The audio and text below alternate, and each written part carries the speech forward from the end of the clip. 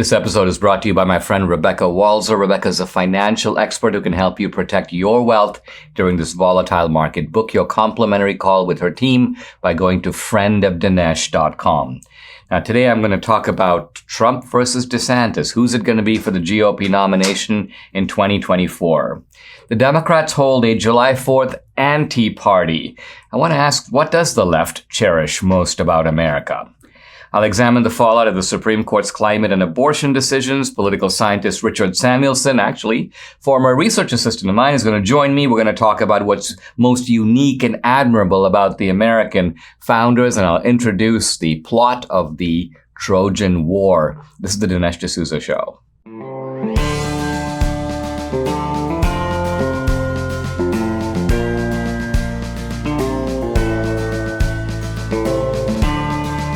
America needs this voice. The times are crazy.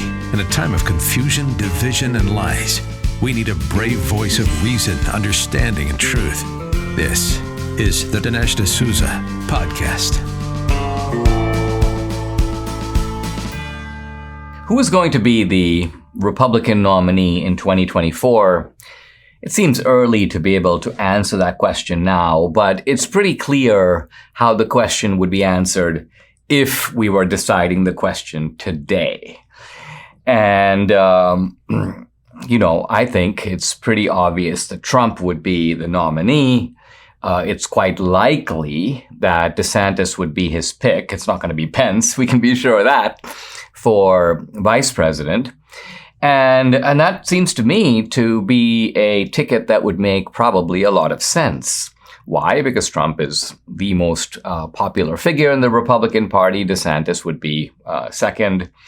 And all of this is confirmed in a Harvard-Harris poll just came out, which had Trump at 56%, DeSantis at 16%, and then everybody else is very low. Pence is at 7%, Nikki Haley at 4%, Rubio at 2%, Tim Scott at 2%, Ted Cruz at 1%, Pompeo at 1%. So Trump is obviously the dominant figure. I think, everyone knows that. And so what makes it strange is there's an article in The Hill, and if you read the article, the headline is this: DeSantis leads 2024 GOP pack. What?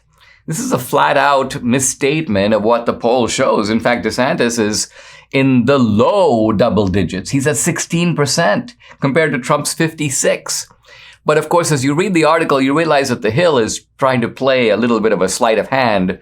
Their headline is, if Trump is not the nominee. You can see all these leftists wish that Trump is not the nominee. It's the point of the whole January 6th proceedings. Let's try to make sure Trump is not the nominee. Let's try to prevent him from running again. And that wishful thinking is reflected in this headline. Now, it's true that if Trump is removed from the list, and now you do the poll, which the Harvard people did, DeSantis now leads 36%.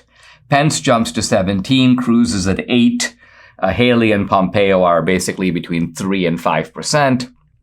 So DeSantis is a popular figure, and he has shown, I think, in many ways that he's a very effective governor. He's taken a state that was very evenly balanced, in other words, between Republican and Democrat, and tilted it sharply to the right. He has had a consistent set of effective policies, and he has been very savvy in dealing with the media. A major problem for Republicans is they tend to run for the hills when the media shows up, ready to, scorch them. But not DeSantis. He stands up to them, and he doesn't have the sort of Trumpian tendency to take on the media, with the fisticuffs and the mud wrestling and blast them by name, sleepy eyes Chuck Todd and so on. DeSantis is in a sense more measured, but he's also really effective. And I think people like that about him. Now, DeSantis is himself a Trumpster. And so while he is cultivating his own image and also his own candidacy, I think he knows it would be a fatal mistake to run against Trump. In other words, not only would it not work, but it would probably isolate the two men from each other, make it more unlikely that Trump would pick DeSantis. So if I were DeSantis, I wouldn't do any of this. There's no need to. DeSantis has time on his side, and the smart move for DeSantis is simply to run alongside Trump, with Trump, support Trump, hope and expect that Trump might pick him as the number 2, which would then give him the inside track, kind of the way the Democrats tried, I think they now regret it, to give Kamala Harris the inside track with Biden to kind of put her next in line. So DeSantis has a bright future, in my view, in the Republican Party. In fact, he's showing all the other guys how it should be done. The other guys are all faltering and fumbling, and they're probably wondering why they're at such low percentages. Why am I at 2? Why am I at 3? Well, the reason you're at 2 and 3 is you're acting more like the kind of traditional frozen Republican where you're frightened of stepping forward, you duck issues that you should be dealing with. DeSantis doesn't do that. Whether it's COVID, whether it's the elections, this is a guy who's like, listen, we can defend our position forthrightly because we're smart, and more important, we're right. This cancel culture is really out of hand. Recently, I told you Walmart has canceled MyPillow. They won't be selling Mike Lindell's products at their stores. Well, when are these retailers going to stop letting the left bully them into submission? Enough is enough. Mike always fires back. He always comes up with new products, new sales. I'm excited to announce the MyPillow sandals. Summer is here. You'll need some waterproof sandals to go to the beach, the pool, anywhere. These sandals aren't just practical, they're super comfortable. We just got some and can't believe how cushiony they are. Well, the regular price of these sandals, $79.98, but they're now on sale for $49.98 with promo code Dinesh. So call 800-876-0227. That's 800-876-0227, or go to mypillow.com. Don't forget to use promo code DINESH, Dinesh. The philosopher Edmund Burke once said, to love our country should be lovely. Now, I think what Burke is getting at is he was making the point that while we love our country in part because it is ours, I mean, we love our country sort of for the same reason we love our kids, they are ours. But at the same time, our kids can be sometimes unlovable. And the same can be true of one's country. And I was thinking about all this in the wake of the July 4th holiday. The Democrats were promoting an event in Arizona, which was literally called F the Fourth. And the event was evidently put on by some women's group, the Tucson Women's March, but it was being promoted by the Pima County Democratic Party. And then when Republicans got a hold of it and said, basically, look how anti-American these people are. They won't even celebrate a national holiday. In fact, they want to, they're using all these obscenities in connection with it. The Pima County people deleted the tweet, but they said, listen, we're deleting the tweet because we think that the name of the event is in poor taste. The meme is in poor taste, but we support the event. And interestingly, in the event, the Women's March people said, in effect, bring your shoes, water, lawn chairs, posters, and your anger. So this appears to be in part over the Supreme Court overturning the Roe decision. And in a strange way, it's also a grudging acknowledgement that the Supreme Court, in doing this, was affirming the principles of the founding. Because why else would you say F the Fourth? You say F the Fourth because you think the founding principles themselves are bad. After all, if you thought that the court was usurping its authority, and if you thought that the court was misreading the Constitution and misreading the Declaration of Independence, and then you would affirm the Fourth and accuse the Supreme Court of betraying the true principles of the founding. But no, I think the left realizes they don't like those principles. And this anti-Americanism, I think, was given a big boost by Obama. The anti-colonialism of Obama, the idea that somehow America as a nation is bad. It's had a bad influence in the world. Its wealth and power are bad. It needs to be scaled back. This was these currents were in the Democratic Party. Obama didn't invent them, but he highlighted them and he helped to exacerbate divisions that were already there, but he made them a lot worse. Now, very interestingly, I've seen some surveys that show that pride in America has gone down. And I suspect that pride in America has gone down not only on the left, but also on the right. Why? Because we too are wedded, or we too are committed to a certain view of America. In fact, we want an America in which the founding principles are alive and well. So to the degree that we move away from that America, and let's think about the America that we live in now. We want to celebrate, let's say, July 4th, and we say, well, let's sing the national anthem. Well, we don't really have a national anthem, do we? Lots of people on the left don't want to sing it. They refuse to. They want to take a knee. They want to make a protest against it. So it's not their anthem. They have voluntarily, you may say, jettisoned it. It's our anthem. We want to take a pledge to the flag, the American flag. Well, we have an American flag, but it's not really an American flag because there are lots of people in America who would rather burn the flag. They don't identify with the flag. In fact, to them, the flag is a symbol of injustice and oppression. So it's our flag, not their flag. And all of this is a way of saying that we have really our America and they have their America. Now, they're loyal and patriotic to that America. If they had their way and there was sort of not just abortion rights, but abortion subsidies, if essentially the gender differences are completely abolished, if the state controlled ultimately all the assets in the country and parceled it out the way that they wish, if you had, in a sense, the socialist paradise that the left is pushing for, they would be patriotic to that America. In fact, they would support the cops in that America. Why? Because the cops would essentially be gangsters with badges doing their bidding the way Hugo Chavez's cops and Maduro's cops do in Venezuela. So the point I'm trying to make is that in their America, we would lose our patriotism. Why? Because it would still be, quote, our country, but it would no longer be a place worth living in. It would no longer be a country that was exceptional. It would be it's possible for a country not just to be exceptionally good, but it's possible for a country to become exceptionally bad. It's possible for a country to betray its founding ideals.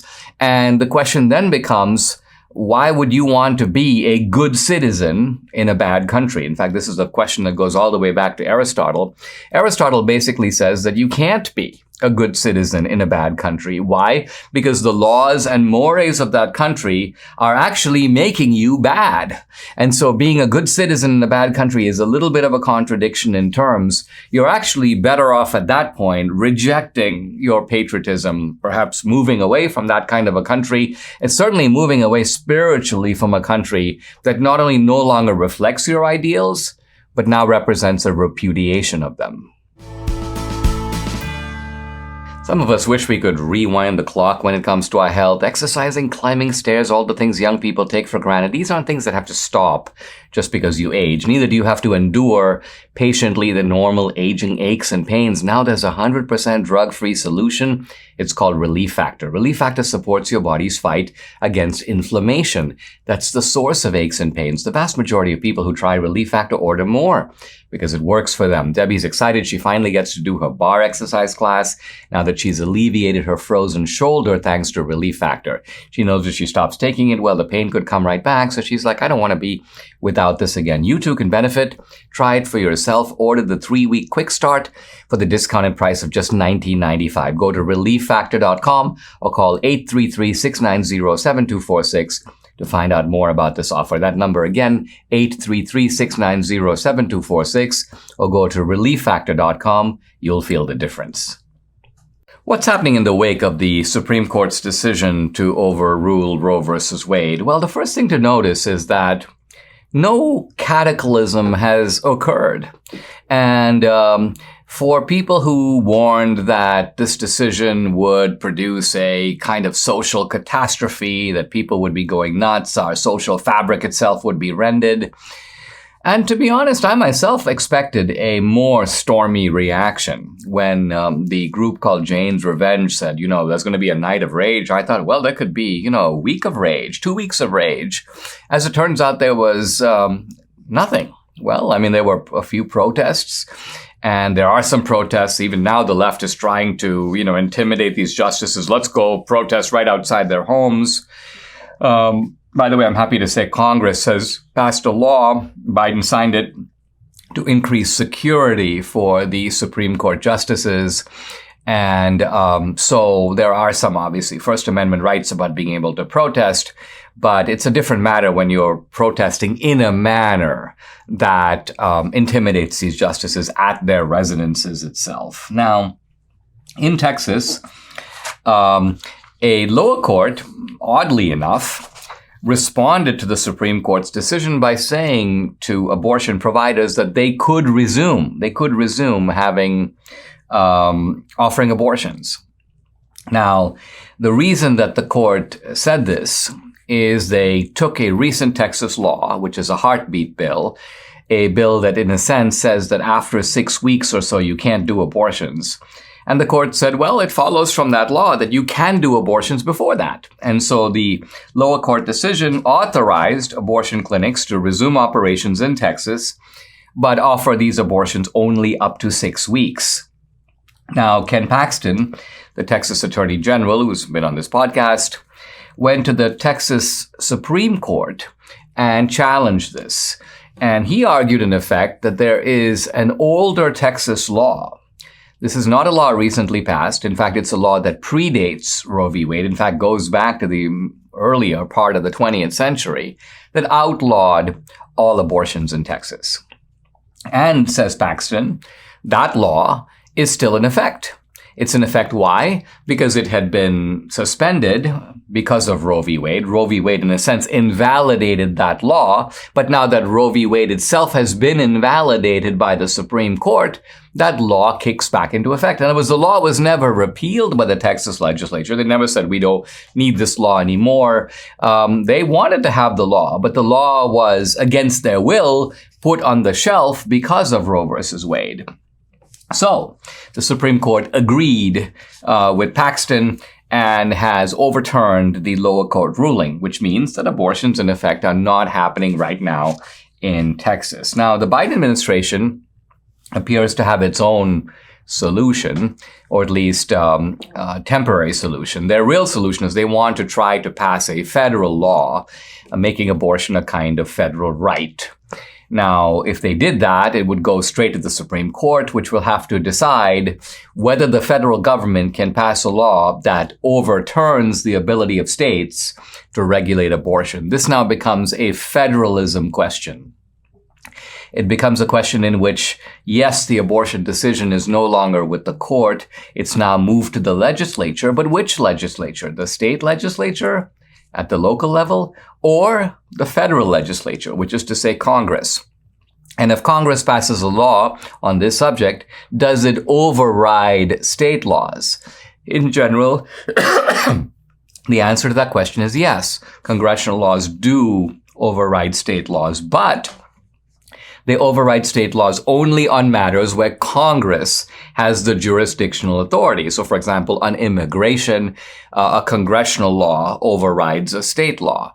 But the point is, if abortion is a state matter, then federal law doesn't even belong in the sphere. States have the final say on what abortion is, what abortion laws are going to be in that state. And that's what the Supreme Court seemed clearly to say. Another issue that the Biden administration is pushing is the idea that the abortion pill cannot be regulated by the states. And the Biden position on this is that because the abortion pill was declared safe by the FDA, the Food and Drug Administration, states don't have a right to outlaw it. But this, of course, is nonsense. Of course, the abortion pill was declared safe for the person taking it. It's obviously not safe for a new life being created in the womb. In fact, it's designed to be unsafe for that life. So again, if the abortion decision is in the hand of the states, it's hard for me to see the Supreme Court saying, well, yeah, but when it comes to the abortion pill, states can't pass laws about it because the FDA says so. We just have a ruling from the court on the climate issue where the court basically says these regulations regulatory agencies have far exceeded their authority. They don't have the right to sort of, in a sense, make up laws and arrogate to themselves authority that has not been clearly given to them by Congress. And so I think that we're going to have some confusion and some chaos in the abortion area for some time. But on balance, we are moving in a direction away from Roe, and the predicted catastrophe that was supposed to happen has not. It's never good when the nation's supposed authority on economic policy completely misses the flashing red lights of impending inflation. Now, Treasury Secretary Janet Yellen has finally admitted there have been unanticipated and large shocks to the economy that have boosted energy and food prices and supply bottlenecks that affected our economy badly that I didn't at the time fully understand, end quote. You know who understood the real threat of inflation? Well, people like me who invested in gold and silver with Birch Gold Group. They're protecting their savings from a highly turbulent economy by diversifying their 401k or IRA into gold, physical gold. And it's not too late for you to take action now. Text Dinesh to 989898 and get your free information kit on diversifying and protecting your savings with precious metals. With an A+ rating from the Better Business Bureau, countless 5-star reviews, thousands of satisfied customers, including me and Debbie, Birch Gold is the place to be. Text Dinesh to 989898 and get real advice from Birch Gold today. After issuing a series of landmark rulings on a whole bunch of issues from guns to abortion, religious freedom, the Supreme Court is now in recess until October. And so they have decamped. I won't say they're all out of town, but they're, in a sense, not working. And it got me thinking, what about that abortion leak? What happened to the leaker? How come we don't know the identity of the leaker? Well, as it turns out, it doesn't look like we may ever know. And this is really strange. I mean, first of all, is it that hard to find the leaker? Were they able to find the leaker but are now concealing the identity of the leaker for some reason? And then in some ways, the intriguing question, did the leak come from the left or from the right? Now, a word about the leak itself. Roberts had directed the marshal of the court to try to, quote, find the leaker, launch an investigation into the source of the leak. The marshal is not particularly an expert in doing this. Now, the FBI presumably, I say presumably because the FBI has its own agenda, but the marshal has not been able to do it. We've heard about some steps about getting people to turn in their phones, but no update, no disclosure. And this all at a time when, by the way, conservative justices have been getting threats. They've had protests outside their homes. We know about the death threat that was faced by Justice Kavanaugh, by the guy Nicholas Roski, who was arrested after he claimed that he was carrying out a kind of murder-suicide plot against Kavanaugh in his Maryland, or outside his Maryland home. And so all of this may seem to suggest that obviously the leak came from the left. It was designed to instigate a public fury against these justices, and we've seen some evidence of left-wing protesters doing that. But I'm also thinking about the effect of the leak. If it came from the left, it completely blew up in the left's face. And I say that because the leak turned out, in my view, in retrospect, to be a good thing. It turned out to be a good thing because it blunted the force of social shock experienced in the immediate aftermath of the court's ruling. See, if the court had come out of nowhere, Roe versus Wade is overruled, there would be a sort of sense of catastrophe. Oh my gosh. And the immediacy of the outrage was similar to anything that you hear that comes out of nowhere that's going to create a big change that you didn't anticipate. The reaction is always more explosive and it's always more emotional. But on the other hand, when something is expected, and by the way, this is not just true of a court ruling, it's true of anything. If someone is been sick for a long time, and you expect that this is a terminal illness, they're not going to make it, they're going to die at some point, and then they die. Well, you knew it was coming. You were told beforehand, it is to be expected. And so even though you may not have expected it at that exact time, it was expected. And so the level of shock is less. Why? Because you knew about the eventuality beforehand. And the same thing happened with the leak. There was a leak. People were shocked by the leak. But there was a lot of focus on the leak itself. Who put out the leak? Who's responsible? And as a result, people got a preview of what was coming. Then, of course, a lot of speculation. Will the final decision be that way? Will the justices change their mind? But when the final decision came, no one could profess, oh my gosh, the Supreme Court has overruled Roe versus Wade. Why? Because there was a leak. You already knew the Supreme Court was overruling Roe versus Wade. You read the majority opinion for the most part in advance. The opinion was slightly modified to take into account some of the objections, but it was the same opinion. So any shock that occurred or any professed outrage when the court made its final decision would appear to be sort of feigned because, again, you already knew. You had sort of fair notice. You had fair warning. All of this would suggest, is it possible? I mean, this is a little bit of a heretical idea that the leak came from the right. That one of the, I don't think so. I was talking about this with Debbie and she's like, our side doesn't do stuff like this. And it's true. Our side doesn't think about things like how do we leak? We wouldn't even know who to leak to. And the fact that this was leaked to the left-wing media suggests to me that the original supposition that this leak came from the left, probably out of the offices of Kagan or Sotomayor, is probably the correct one. But in that case, the left miscalculated because the leak, as I mentioned, turned out to be beneficial to our side. It's pretty colorful. You've probably noticed at the grocery store in the produce section, all the vibrant colors of fruits and veggies. Our friend Dr. Howard at Balance of Nature explains that all those colors you see represent nutritional variety. Different colors signify different key nutrients. So if you eat only your favorite one or two veggies, well, you're missing a whole world of vital nutrients. That's why Debbie and I take those 6 little fruits and veggie capsules every day.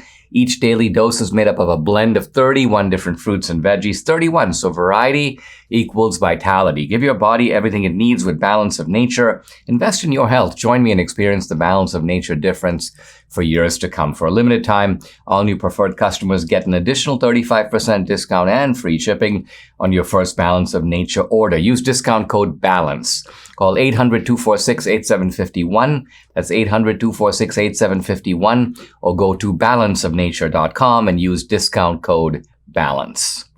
Guys, we have a new guest today. Well, new to you, not new to me. Richard Samuelson, actually an old friend of mine. We'll talk about our old days at the American Enterprise Institute.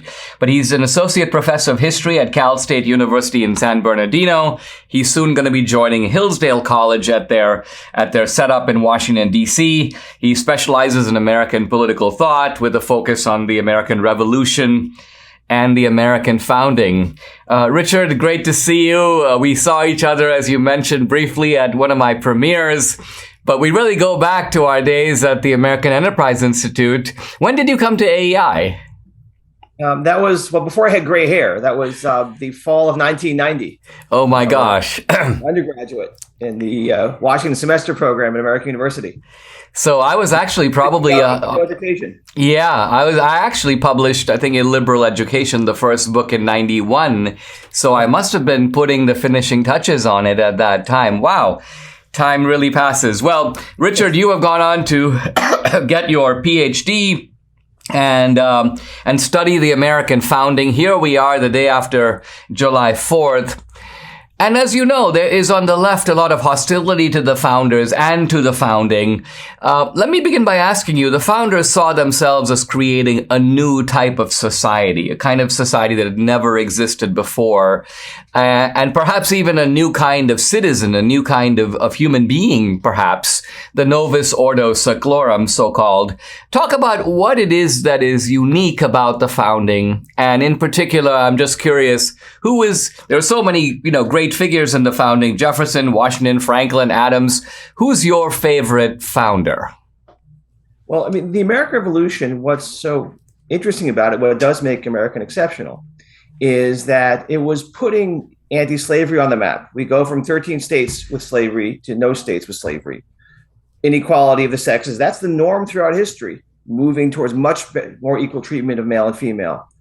that across the board society where the equality of all human beings is recognized and acknowledged in the sense they're equal. We're all capable of working our way in the world. We're capable of reasoning. And that's what makes human beings different from other animals. And our regime is based on that principle. And there's a direct line, the Declaration, read that whole first two paragraphs, right? That we're all created equal, endowed by our creators for inalienable rights. And we institute governments for this reason. That's a direct link to the Constitution because ratification of the Constitution by the people is directly connected to our equality and our right to make and unmake governments. Right? So you have to read the Constitution in light of those principles and setting up that whole regime in equality. And it's funny in terms of favorite founders. I worked on John Adams and his project in my dissertation many years ago. But for some reason, when I went to Cal State, I needed to start a class. I started teaching an Age of Washington class, which is just great. The more I learn about Washington, the more respect I have for him. He really was the first among equals. Without him, it may not have happened at all, or it may have fallen apart. It would not have happened as it did. He was so good. And he was good because he understood the principles, not the way the intellectuals were, but he was very bright and understood them. He understood how to make them happen in politics. The other thing that set the American Revolution apart from so many other revolutions, that set the American colonies apart from the Spanish and French colonies in the Americas, was we had legislators. The people were used to politics. Washington had been a colonel and had been a legislator. He had both those roles. So he understood how to win the war and how to have civilian government that is superior to military and have self-government to a maximal degree. Whereas the French Revolution, other revolutions boil over and you wind up getting an emperor and then a king. Washington was the key person making that not happen. Yeah. As you describe the founding, it's almost as if the founders anticipated developments. For example, the kind of march of equality that they didn't achieve fully in their own day, but they saw them as coming later. I think Lincoln put it very well when he says the founders, in a sense, the founders recognized the rights whose enforcement would follow when the circumstances permitted. Is this why you have the left-wing sort of rage at the founding, the kind of utopian idea? Why didn't the founders outlaw slavery immediately? Why didn't they install men and women with equal rights in the founding itself? What does the left get wrong in this idea? If you believe it, why didn't you do it? Well, the line I like to use is a fine line that separates idealism from misanthropy. Right? They want a different creature than humans to be doing this. Cultures are very slow to change. Now, the seed of equality was planted. That's why slavery was ended in the North the next 25 years, or laws ending slavery were ended in the North. Whole Northwest was prohibited. And there was some movement in the South. You get the Cotton Gin, the Cotton Revolution. Slavery digs in for a while. But as an historian, I wonder in historical time, when we look back another couple hundred years, 89 years from the Declaration of Independence to the end of the Civil War, ending slavery, that's not that long in historical, geological time, so to speak, right? It's accepting human beings are human. The other element the left increasingly doesn't understand is democracy. That is, it's one thing to get rid of slavery by a tyrant, but then you're all under a tyrant, you're all slaves, congratulations. To end slavery through a democratic process, through the constitutional process, is the challenge. And of course, the South dug in and they declared secession. And so you had to end slavery by force under military law, under the law of military rule, the powers of war. Lincoln issued the Emancipation Proclamation only in areas where slaves were. So we just have this new holiday, Juneteenth, which is when the last slaves in Texas found out there's no more slavery. Slavery actually ended last in, Joe Biden's home state of Delaware, because that was a state in the Union. And so slavery didn't end there by force, as police had to go in basically when the 13th Amendment was ratified, right? So that was done through a constitutional process, right? And so it's one thing to move towards a more free and equal society. It's nothing to do it in a democratic process that will sustain it in the long term. And the left has a lot of problem with the democratic political process, I think. Let's take a pause, Richard. When we come back, I'd like to explore further the implications of the founding for today. Right now, and especially with some decisions not going the way of the left and the Democrats, court packing is their solution. And that's the real danger to our democracy. Make no mistake, court packing is a coup. And the usual suspects, Biden, Pelosi, Schumer, are working overtime on new radical plans to pack the Supreme Court. Well, if we don't stop them from installing 4 more justices so they can rig the system in their favor, it's going to be catastrophic for our court, our country, our way of life. We can't let that happen, not on our watch. That's why First Liberty needs you to join us. They're gathering a coalition of 1 million patriots to say no to court packing, no to the liberal agenda, no to the Supreme Court coup. Franklin Graham, former U.S. Attorney General Ed Meese, Dr. James Dobson, the Family Policy Alliance, the Heritage Foundation, and over 400,000 people like you are on board. So go ahead, please sign your name now. Go to Supreme Coup, that's C-O-U-P. Go to supremecoup.com to sign First Liberty's letter. That's supremecoup.com. And God bless America. I'm back with an old friend of mine, Richard Samuelson, a former colleague at the American Enterprise Institute, now an associate professor of history at Cal State San Bernardino, moving to the Hillsdale campus in Washington, D.C. Richard, let's talk a little bit about where we are now, because when Franklin was asked if he was, were the founders given us a monarchy or what kind of government, he goes, a republic if you can keep it. And my question is, how good a job have we been doing of keeping it? It seems to me, at least thinking back, for example, to our days at AEI, where we took so many of our civil liberties, in any case, for granted. And now suddenly it appears, our right to free speech has been put somewhat into question. Our right to assembly, to equal treatment under the law, the idea that political majorities wouldn't use the weapons of the state against political opponents.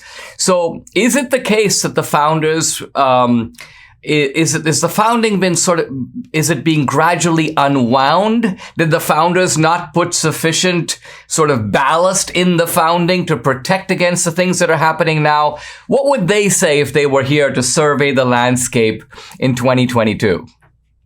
Well, from the start, you have from Washington's farewell address, and even before that, there's concern the history of republics arise and decline, and they try to have a new kind of republic, and all human things perhaps are temporary. But there are certain things they were worried about. As usual, I reread the Declaration of Independence last night, and I stumbled on the bit about that putting the legislators in a place far from their records, and that's about transparency. Increasingly, the government doesn't want us to know what they're doing, so we, the people, can monitor what they're doing, and that's related to cracking down on free speech, going after people the government considers enemies, because they're not letting us rule. We are, in theory, we seem to be working for them more and more.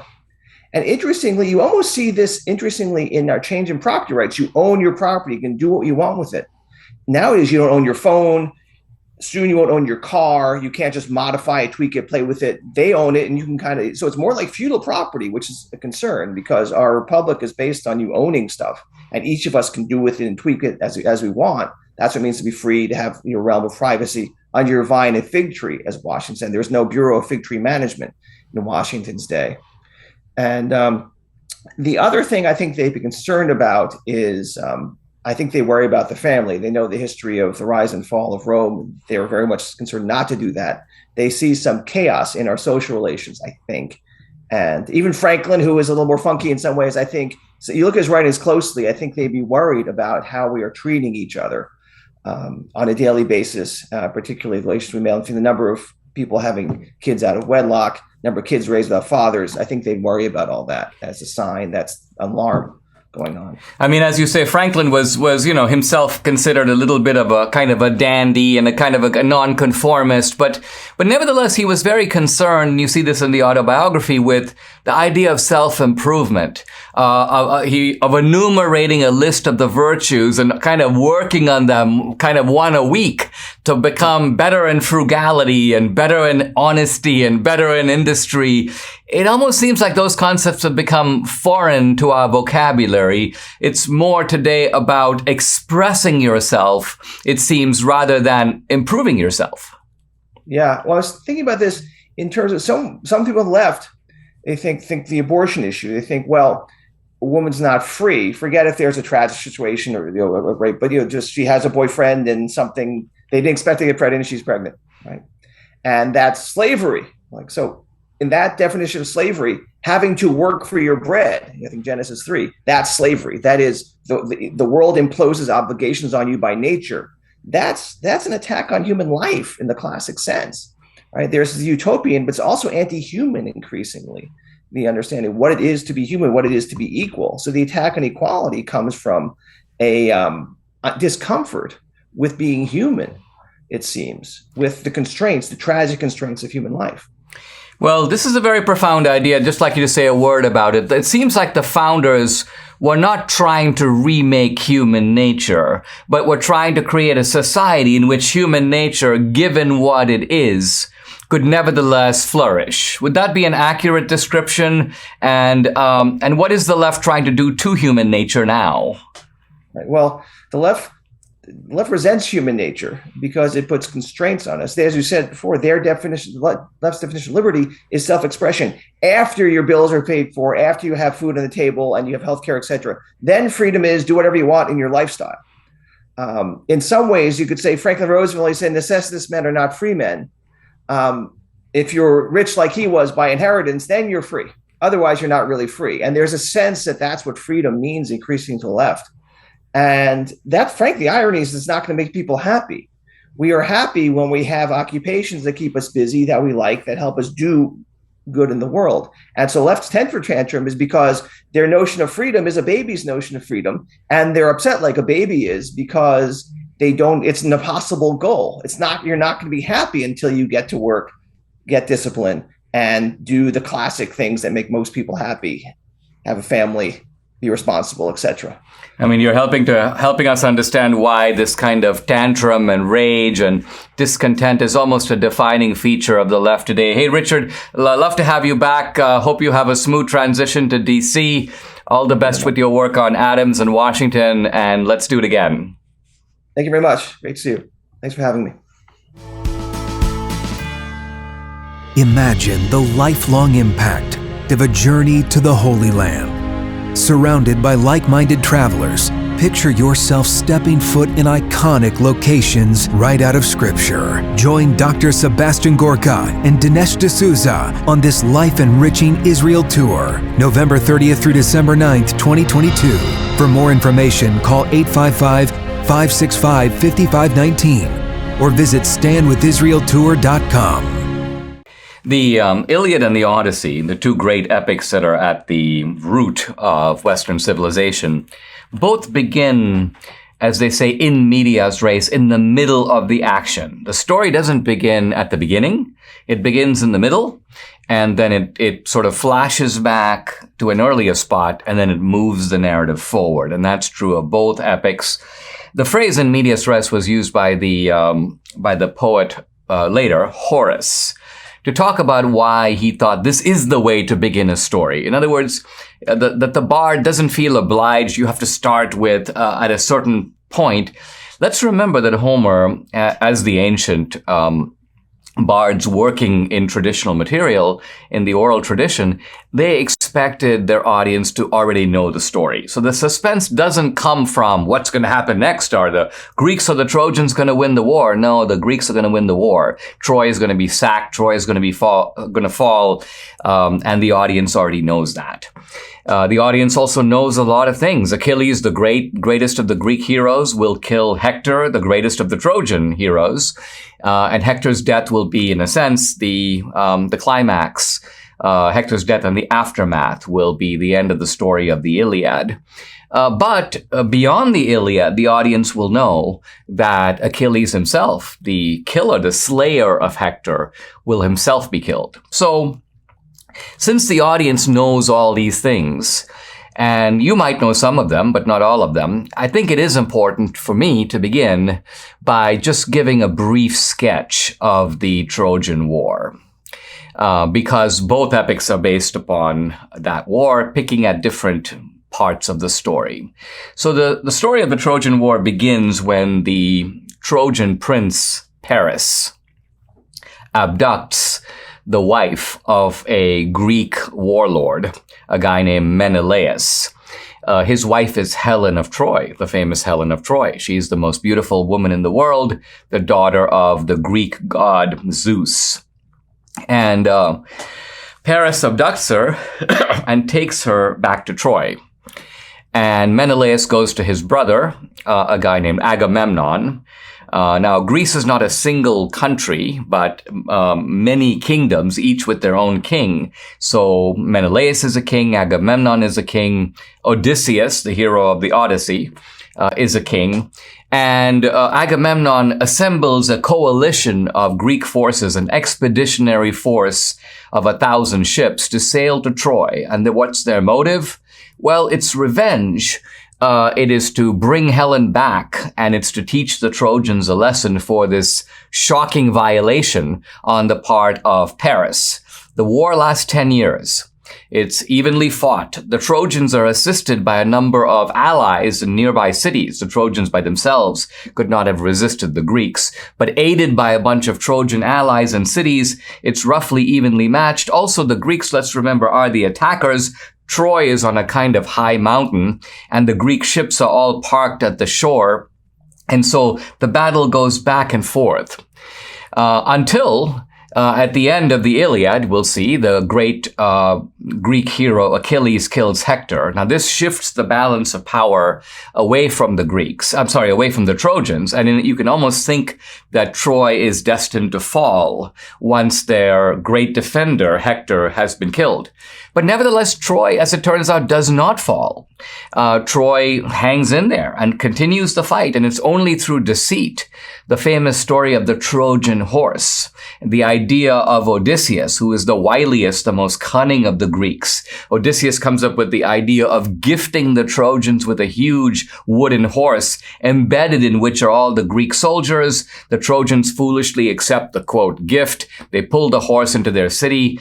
At night, the Greek soldiers come out of the horse and they are able to sack Troy. They begin the burning of Troy. Now, once the Greeks have sacked Troy, they commit a series of great outrages.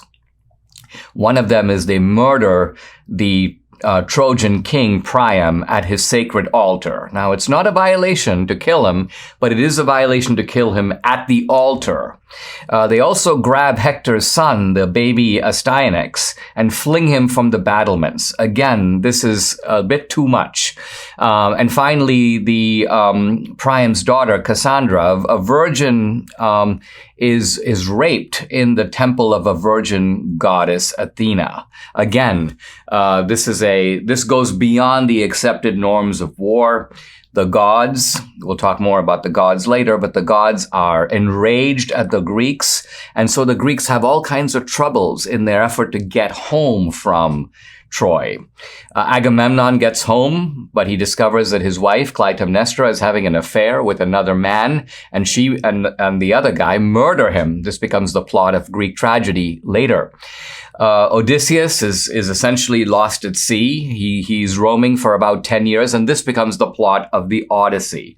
Menelaus and Helen eventually get back to Troy, but not after a long time. So this is the taken for granted story that Homer assumed that his audience knew. And now you know it. And once you know the basics, we'll fill in details as we kind of go along. You're ready now to plow, as I am, into the text of the Iliad. Subscribe to the Dinesh D'Souza podcast on Apple, Google, and Spotify, or watch on Rumble, YouTube, and SalemNow.com.